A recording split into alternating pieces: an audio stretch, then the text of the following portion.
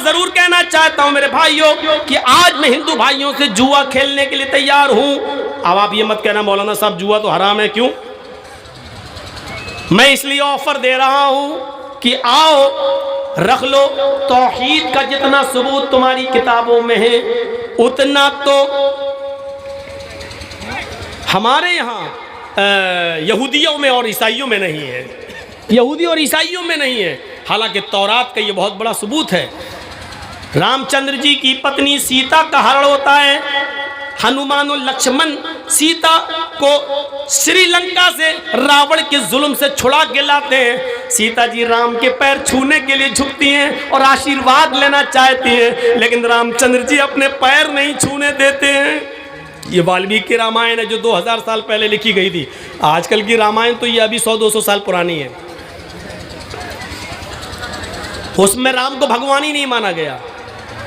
जो वाल्मीकि जी की रामायण है, असली रामायण वो है, उसमें राम को भगवान ही नहीं माना गया और राम को भारत में पैदा भी नहीं माना गया। उसमें साफ लिखा है रामचंद्र जी ने अपनी पत्नी सीता को पैर नहीं छूने दिए, उठा लिया और सीता को ललकारते हुए कहा ये क्या पाप कर रही हो? कहा नहीं मैं आपको प्रणाम कर रही हूँ, आपको पैर छू रही हूँ। रामचंद्र जी ने कहा राम रामाय नमः, राम रामाय सत्यमस्त। हाय सीता मैं तेरा राम हूँ, लेकिन तेरे राम का राम है ऊपर वाला। है सीता मैं तेरा राम हूं, लेकिन तेरे राम का राम तो ऊपर वाला है सीता तू अपने राम को प्रणाम मत कर, बल्कि उस राम के सामने झुक जो तेरे राम का राम है, उस राम को प्रणाम कर जो तेरे राम का राम है। यही तो कहा गया है योगी उज्जीत सततमात्मानं रहस्य स्थित एकाकी अच्युताति मन निराशीर परिग्रह। श्रीमद् भागवत गीता अध्याय 6 मंत्र नंबर 10। योगी यूपी वाला नहीं, ये योगी नहीं है, ये ढोंगी है। फर्क समझिएगा, योगी कहा गया है, ढोंगी नहीं कहा गया। जब ढोंगी कहा जाए तो इसको समझना। योगी उज्जीत सततमात्मानं रहस्य स्थिता। जब ईश्वर की पूजा करने जाओ तो योगी बन जाओ,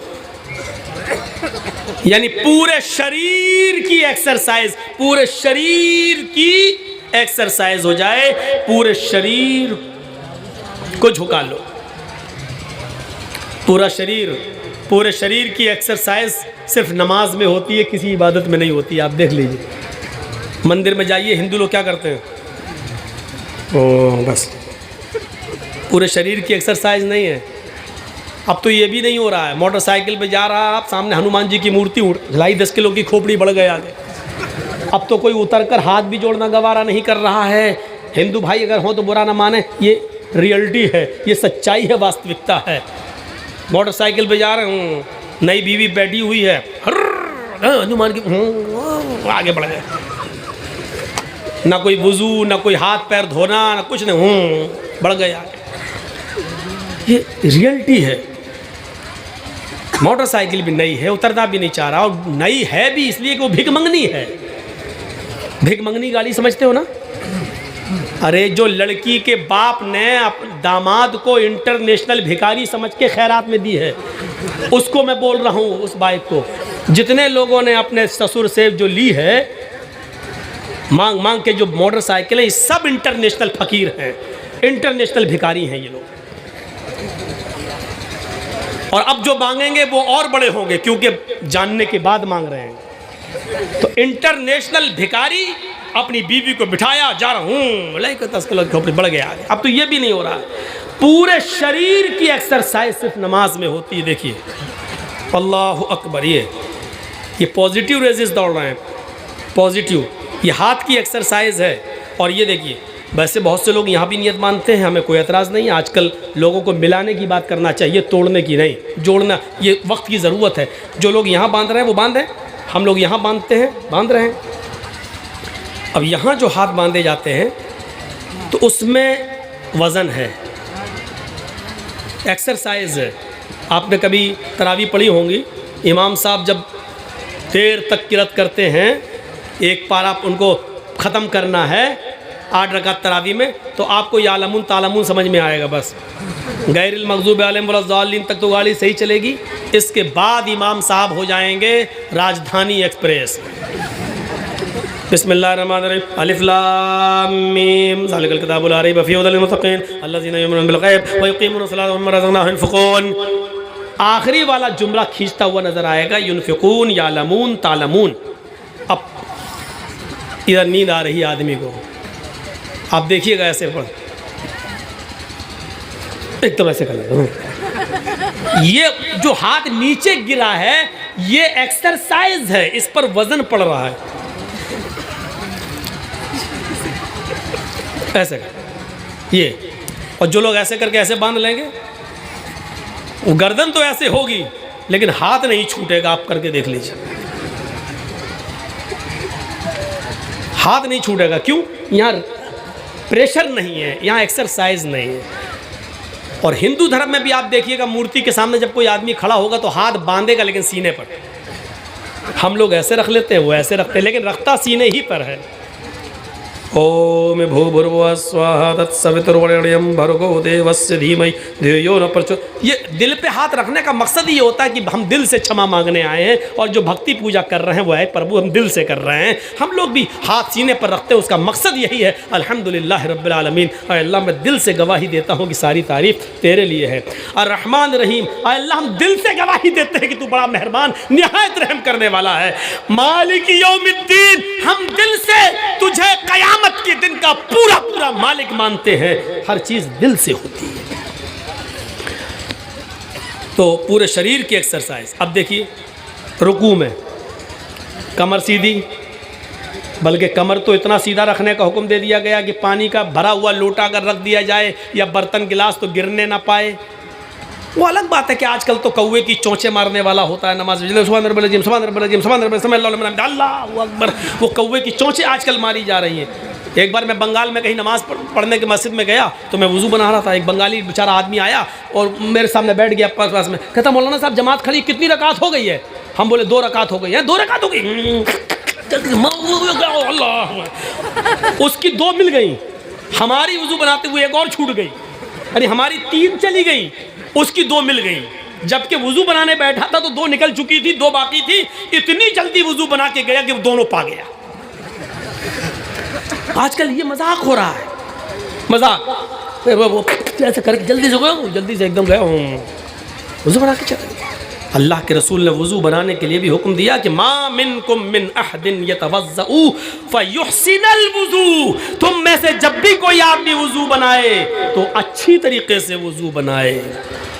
अच्छी तरीके से वज़ू ये होता है दाहिने हाथ की उंगली बाएं हाथ में और बाएं हाथ की उंगली दाएं हाथ में, ये खलाल हो, ऐसे हाथ धुलना, ये हो, फिर ये और फिर जब आप कुल्ला करें और नाक में पानी डालें तो एक ही चुल्लू पानी में आधा मुंह में ले जाएं और आधा नाक में, ऐसे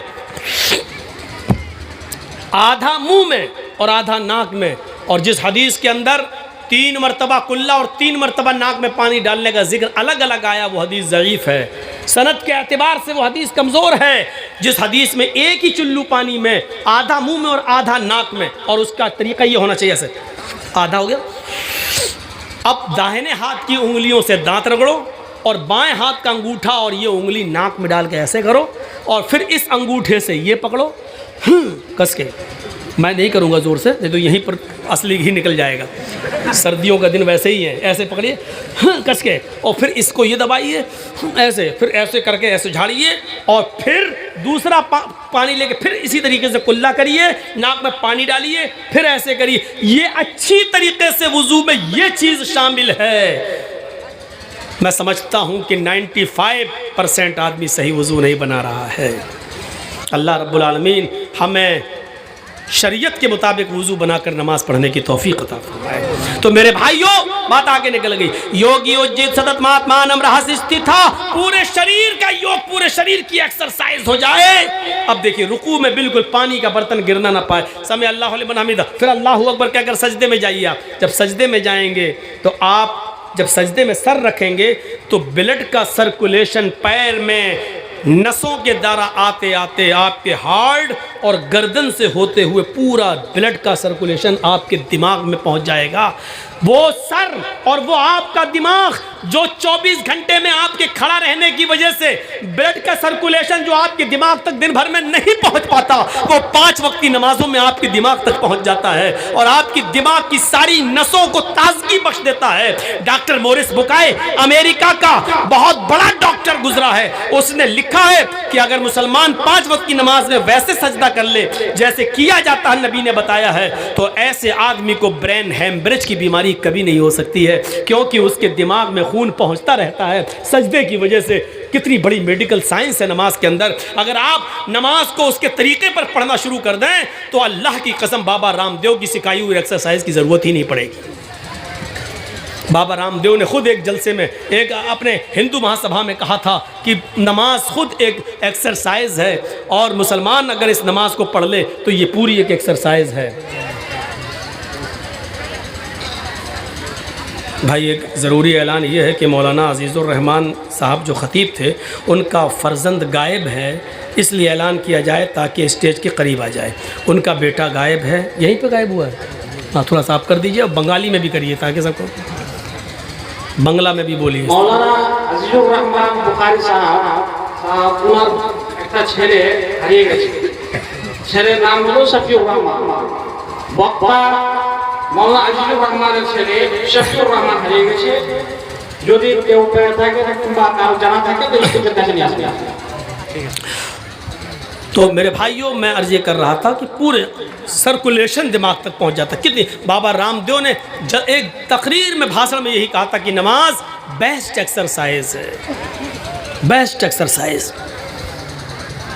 तो नमाज पढ़िए, पूरे शरीर की एक्सरसाइज नमाज के अंदर होती है। योगी युजीत सतत महात्मानम रहा था, एक भी वक्त की मत छोड़िए वरना धर्म से हट जाओगे। अल्लाह के नबी ने भी यही कहा कि मन तरक सलात मुतअम्मिदन फ़क़त कफ़र, एक वक्त की भी जानबूझकर छोड़ दी तो मजहब पर कायम नहीं रहोगे, कुफ्र किया उसने। सोचिए एकाकी अच्युतात्म निराशीर परिग्रह, एक अल्लाह से मांगिए, कितना गफूर रहीम है वो। मौलाना जरजीत साहब के यहाँ शादी है, उनके बेटे की शादी है, भाई की शादी है, लोगों को दावत दे रहे हैं लेकिन छांट छांट के दावत दी जा रही है। दुश्मन पे नजर पड़ती है, दुश्मन को दावत नहीं दी जा रही है। ये जिंदगी भर मेरा विरोध करता रहा, आज इसकी दावत कैसे कर दूं। हम किसी को खाना खिलाएंगे तो दोस्त को खाना खिलाएंगे, दुश्मन को अपने घर में हम घुसने भी नहीं देंगे।